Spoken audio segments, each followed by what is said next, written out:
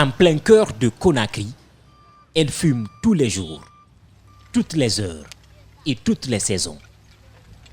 Le feu de la décharge Dar es Salaam dans la commune de Ratoma est celui qu'aucune pluie n'a réussi encore à éteindre. En saison sèche, moins d'odeur, moins d'eau usée, mais plus de chaleur et de fumée. Ici, le bureau du quartier a tiré toutes les sonnettes d'alarme. Ce matin-là encore, Elhadji Fayasano nous amène au pied de la décharge.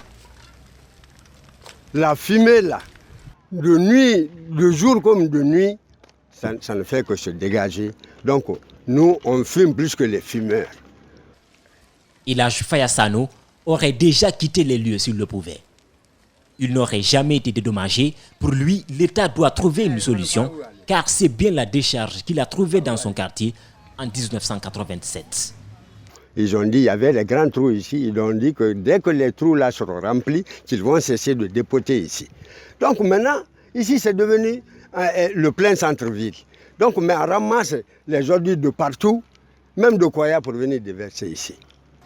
Aujourd'hui, à la fumée des déchets s'ajoute celle de l'incinération des pneus usés. Il faut dire qu'autour de la décharge s'est développée toute une économie, rendant encore la situation plus compliquée. Ici, nous sommes dans la partie nord de la décharge. La fumée envahit les foyers, difficile de voir à plus de 10 mètres. Les habitants sont impuissants. Regarde, c'est ici que Dieu nous a choisis.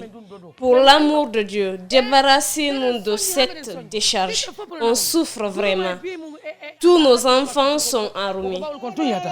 On envoie nos enfants dans les autres quartiers. Quand la fumée arrive, on ferme les maisons pour nous mettre à l'abri. Dans cette partie de la décharge, le vent ne joue aucune faveur. Les habitants, séparés de la montagne d'ordures par la route, vivent perpétuellement dans la pollution. Chaque jour, nous sommes à l'hôpital. Il n'y a pas d'argent. Nous sommes pauvres. Après l'éboulement de la décharge faisant 9 morts en 2017, le gouvernement avait promis de délocaliser le site. Depuis, le projet traîne. Ici, chaque jour, plus de 1000 tonnes de déchets sont déversés. Inutile de se demander si les riverains sont en bonne santé.